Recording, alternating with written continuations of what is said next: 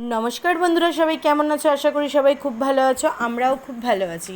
আজকে নিয়ে চলে আসলাম তোমাদের কাছে জামাই ষষ্ঠীর পার্ট 2-র ভিডিও। জামাই ষষ্ঠীর পার্ট 1-এর ভিডিও তো অনেকেই দেখেছো, আবার অনেকেই দেখোনি। যারা ভিডিওটা দেখোনি তারা কিন্তু বন্ধুরা ঝটপট করে গিয়ে ভিডিওটা দেখো আর কমেন্টস করে জানিও তোমাদের আমার ভিডিওগুলো কেমন লাগছে। এটা হলো পার্ট 2-র ভিডিও। পার্ট 1-এ তোমরা দেখেছিলে যে আমি জামাই ষষ্ঠীর আগের দিন কী কী কেনাকাটি করেছি সেই সবের ভিডিও। আর আজকে যে ভিডিওটা সেটা কিন্তু জামাই ষষ্ঠীর দিন সকালের ভিডিও। আমার বাড়িতে কিন্তু জামাই ষষ্ঠীর অনেক নিয়ম আছে যেগুলো আমাকে করতে হয়। শাশুড়ি মা অনেকটাই বয়স হয়েছে, তো উনি এখন সেরকমভাবে কিছুই করতে পারে না, তবে উনি আমাকে সবই দেখিয়ে দিয়েছেন। উনি থেকে সবই আমাকে বলে দেন, আমি করি প্রতিবারই। তো সেইটাই আমি প্রতিবারের মতন সকালে ঘুম থেকে উঠে সব বাসি কাজকর্ম সারি। আর দেখো বাইরে একটুখানি বেরোই প্রকৃতিটা দেখতে, তখনই দেখি ওই গাছটা, কামরাঙা গাছ, ওটা আমাদের বাড়ির ফুলগুলো কি সুন্দর না। তারপরে কিন্তু আমি স্নান টান করে নিই সব বাসি কাজকর্ম সেরে, এবং স্নান করি কিন্তু আমরা পাখা নিয়ে।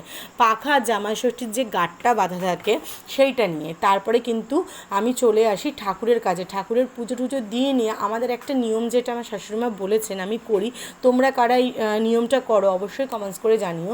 যেটা হচ্ছে মা ষষ্ঠীর জন্য কঙ্কন তৈরি করা, আর করে সেটাকে কিন্তু পুকুরে ভাসানো। এমনি আমি স্নান করতে পুকুরে যাই না, বাড়িতেই স্নান করে নিই পাখা নিয়ে। তারপরে কিন্তু স্নানের যে ষাটের যে জলটা সেটা একটা পাত্রে তুলে রাখি, এবং পাখার থেকে যে করমচার যে গাঁটটা বাঁধা থাকে বিভিন্ন রকম জিনিস দিয়ে, যেমন ধরো অশ্বত্থ পাতা, বটপাতা, অনেক কিছু আর কি, করমচা, সুপারি, এগুলো সব কিছু দিয়ে, সেইটা দিয়ে কিন্তু জল দিয়ে বাচ্চাদেরকে বা তোমাদের দাদাকে বলো, সবাইকে আমরা ষাটটা কিন্তু দিতে পারি। আর তারপরে কিন্তু আমি এই সব কিছু স্নান টান করে ঠাকুর পুজো দিয়ে ঠাকুরের মা ষষ্ঠীর জন্য কঙ্কন তৈরি করে চলে আসলাম পুকুরে। তো পুকুরে যেখানে এসেছি সেই জায়গাটার নাম হচ্ছে করঞ্জাই ভবন। এই করঞ্জাই ভবনে যে বিল্ডিংটা তোমরা দেখতে পাচ্ছ, এখানে কিন্তু শুটিং হয়।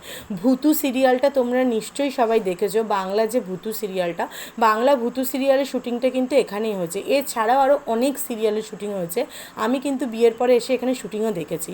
তো এই বাড়িতেটা কিন্তু বিশাল একটা এলাকা নিয়ে, বাড়িতে সেরকমভাবে কেউই থাকে না। বাড়ির যারা রয়েছেন তারা কিন্তু সবাই বিদেশে, এখানে কেয়ারটেকার আছে, তারাই দেখাশোনা করে।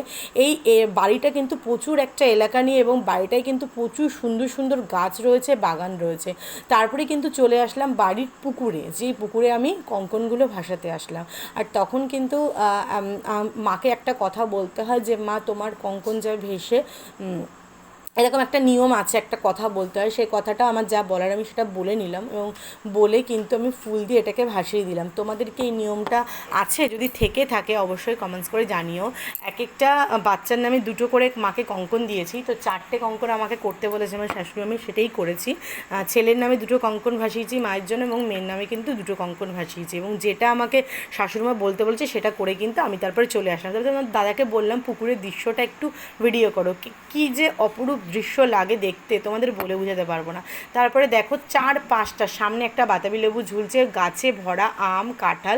তারপরে কিন্তু আমার পুকুরের যে পুজোর কাজটা হয়ে যায়, এবং আমি কিন্তু আস্তে আস্তে বাড়ি চলে আসি। এবং বাড়ি আসার পথে দেখে এই বাড়ির ভেতরে কিন্তু একটা সুন্দর মন্দির রয়েছে, আর এই ফুলটাও দেখে, এই ফুলটা কী তোমরা কমেন্টস করে জানিও। ভিডিওটা ভালো লাগলে লাইক করে দিও।